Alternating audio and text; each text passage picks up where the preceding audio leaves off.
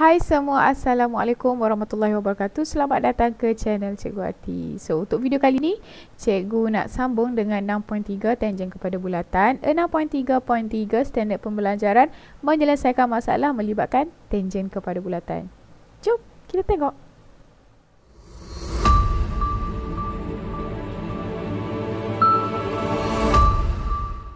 Okey, so apakah yang anda tahu tentang tangen sepunya? So 6.3.3 ni dia nak bawa kita melihat apa itu tangen sepunya. Okey. So tangen sepunya kepada dua bulatan ialah satu garis lurus yang merupakan tangen kepada kedua-dua bulatan tersebut. Macam mana? Okey, contohnya kita tengok yang pertama. Okey, so kita ada dekat sini tangen, kalau kamu tengok ada dua bulatan dekat sini, sepunya tu sama lah kan. Dia maksudnya ni sepunya kepada dua bulatan. Okey. So tangen yang pertama ni yang warna hijau, kita ada dua tangen di atas dan bawah. So kalau kita tengok gambar rajah ni, gambar rajah 1A ni, dia dua-dua bulatan yang sama besar. Okey, untuk rajah 1B, bulatan dia satu kecil, satu besar. Okey, so kalau kita tengok tidak bersentuhan seperti rajah 1A. Yang ini, okey, tangen dia yang pertama ni, okey, hak ni hijau, okey. Bulatan tidak bersentuhan, dia akan dapat 4 tangen sepunya. Macam ni, yang warna biru ni ada 2, yang warna hijau ada 2. Okey, kalau rajah 1B pula, yang ni kalau saiz dia sama. Okey, kalau saiz dia lebih kecil macam ni pun, dia menghasilkan 4 tangen sepunya. Ni tak kena pula ni, sepatutnya dia kena lah. Okey, 4 tangen sepunya. Okey, kalau dia bagi kat kamu bentuk beginilah. Okey. So yang kedua, kalau tadi dia berjauhan, yang first tadi dia berjauhan, yang kedua ni dia rapat. Dia rapat macam ni lah. Tak kisahlah sama ada dia sama besar ataupun salah satu kecil. Okey, bila dia rapat, dia akan dapat 3 tangen. Okey, akan menghasilkan 3 tangen sepunya. 1, 2, 3. Dia tak boleh pangkah macam tadi lah. Sebab apa? Sebab dia dah rapat. Kalau kamu buat pangkah macam tadi, dia akan dapat apa? Dia akan dapat, dia tak jadi tangen lah kan, sebab dia akan kena lebih daripada satu titik. Okey. Sama juga macam 2B, walaupun satu kecil satu besar, still menghasilkan 3 tangen sepunya. Okey. Dan yang ketiga, okey, yang ini kalau dia bersilang, bulatan tu dia bersilang, okey, macam rajah 3A, 3B. Okey, dia bersilang macam ni. Yang pertama, okey, so menghasilkan 2 tangen sepunya. Kalau dia bersilang begini pun, satu besar satu kecil, still masih menghasilkan 2 tangen sepunya. Okey, tangen berkongsi tangen yang sama. So bulatan ni dia berkongsi tangen yang sama. Tangen tu kita panggil tangen sepunya. Itu dia. Okey, dan lagi satu, kita ada 2 bulatan, tapi bulatan ni dia bersilang. Dia sebenarnya bulatan yang kecil ni subset kepada bulatan yang besar. Dia berada di dalam bulatan yang besar, dia bersilang pada titik ni dan dia ada hanya 1 tangen. Okey, boleh? So yang ni kalau kamu tengok dia bersentuhan, kamu carilah, tak kisah, kalau tak nak hafal pun tak apa. Janji bila kamu dapat gambar rajah tu, kamu tahu dekat mana kita boleh bina tangen yang hanya menyentuh satu titik pada setiap bulatan. So kalau salah satu tangen tu dia mungkin garis tu dia mungkin tangen pada bulatan A, tapi dia bukan tangen pada bulatan B, kita tak boleh panggil dia tangen sepunya. So tangen sepunya ni dia mesti menyentuh satu titik pada setiap bulatan. Satu titik sahaja pada setiap bulatan. Kalau lebih daripada satu titik, kita tak boleh panggil dia tangen sepunya lah. Okey. So kita nak tengok contoh. Lagi satu. Okey, bertindih seperti rajah 3C akan menghasilkan hanya 1 tangen sepunya. Okey, boleh? Okey, contoh 1. Rajah di sebelah. Yang dia bagi ciri-ciri tadi tu nak bantu kita untuk jawab soalan. Okey, rajah di sebelah menunjukkan 2 bulatan yang berpusat di A dan di B dengan jejari 4 cm. So di sini AQ ni adalah 4 cm dan 3 cm BR.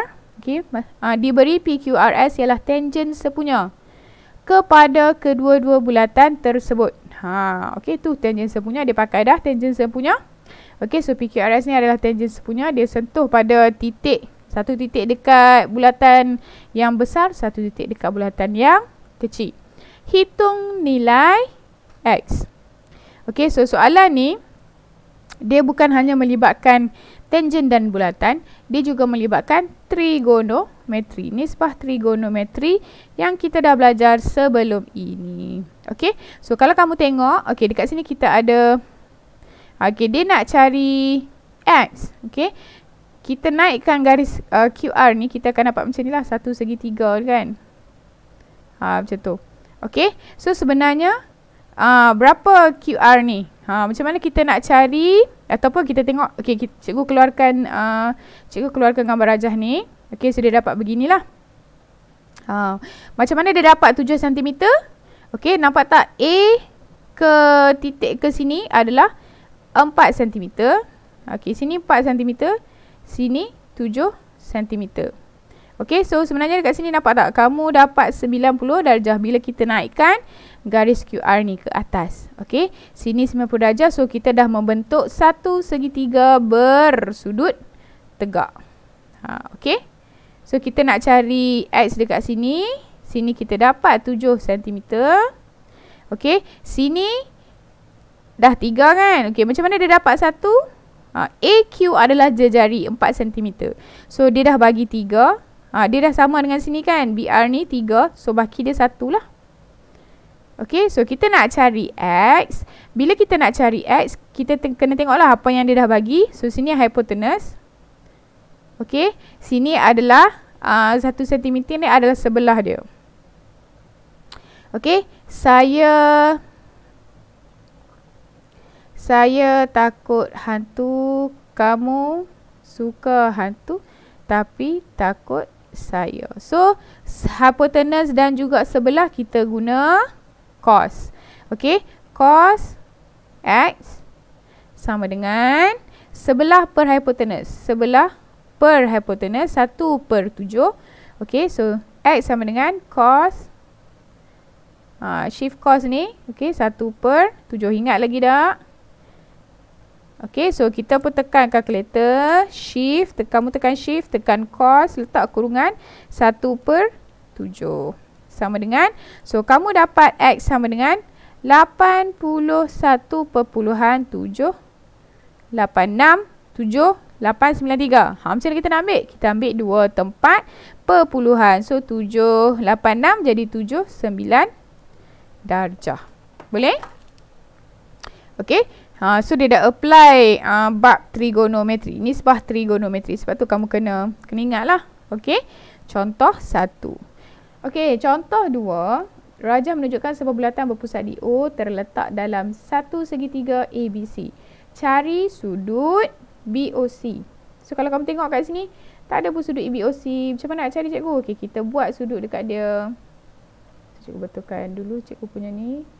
Bolehlah tu. Okey, BOC dia dekat sini.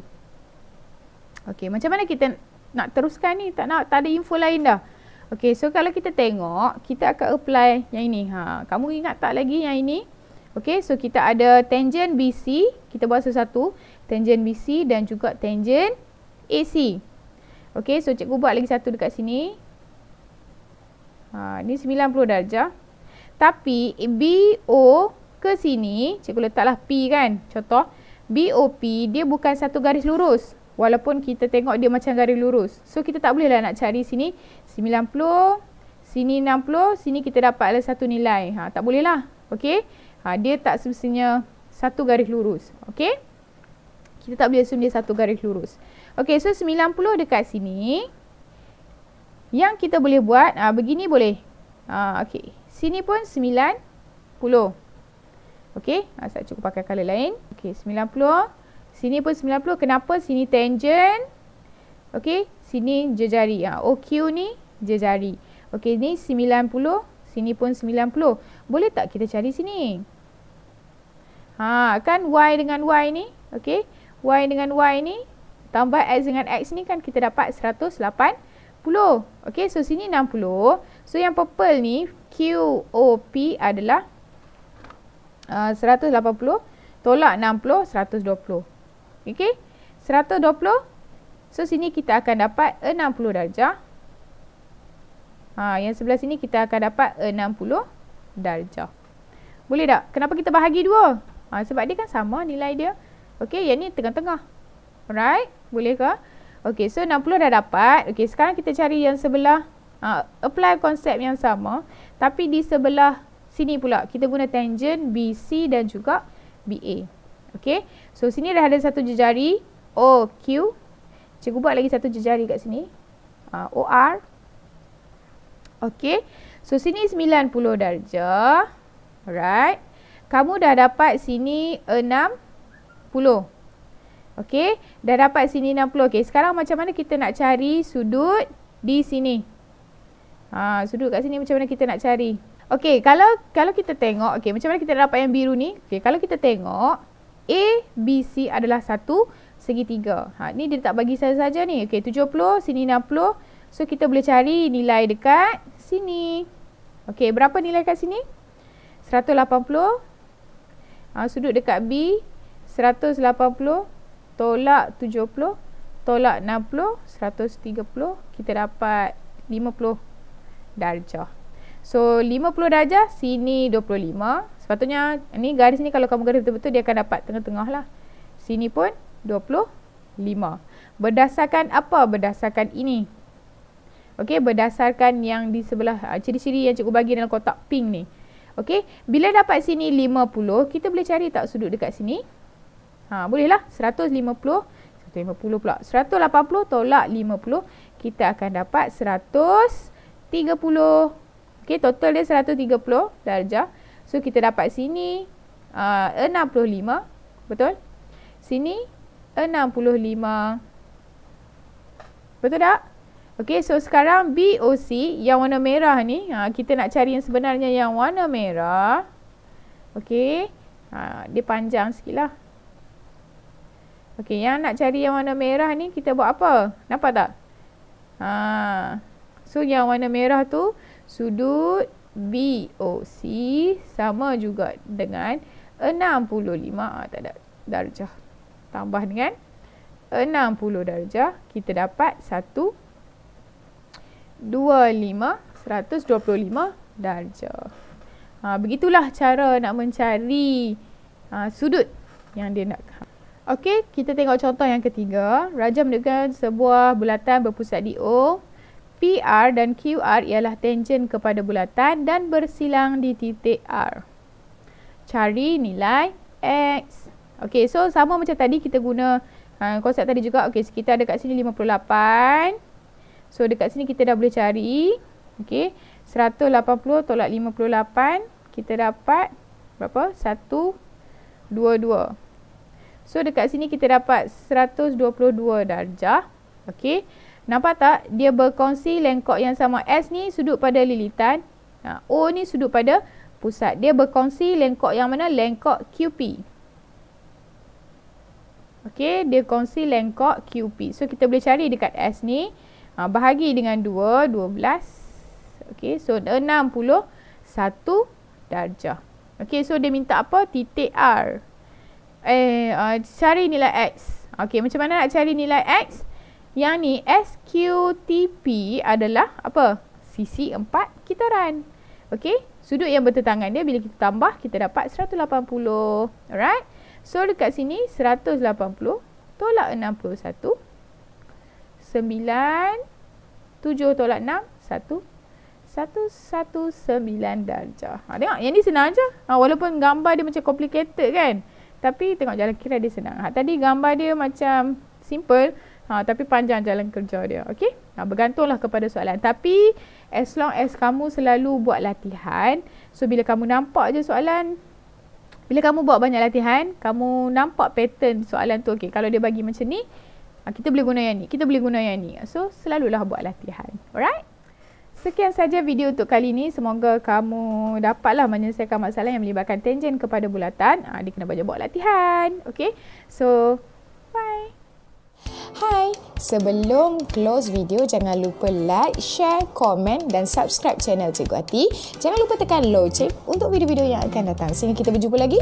Assalamualaikum. Bye.